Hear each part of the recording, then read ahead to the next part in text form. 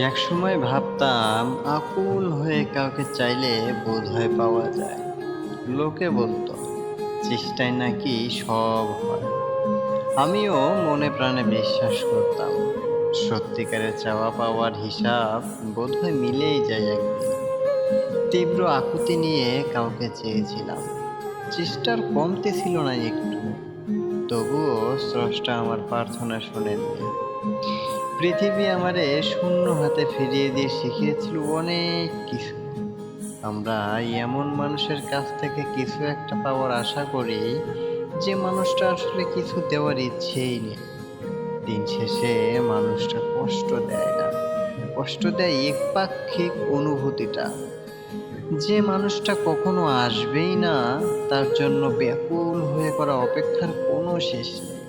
আর যে অপেক্ষার কোনো শেষ নেই, সেই অপেক্ষা শুরু করাটাই ছিল সব থেকে বড় ভুল। ভুল মানুষের জন্য অনিঃশেষ অপেক্ষাটা যত দীর্ঘ হতে থাকে, কষ্টের তীব্রতাও ততই বাড়তে থাকে। ভুল দরজায় কড়া নাড়তে নাড়তে একদিন আমরা টের পাই, ওই ঘরটাতে আসলে আমাদের মাথা গোতার ঠাঁই নেই, কোনোদিন ছিলও না। কোনো একদিন তাই সব ভালোবাসা ভুলে ফিরে আসতে হয়।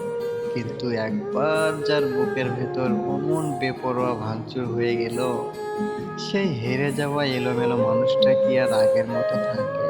কখনোই থাকতে পারবে না।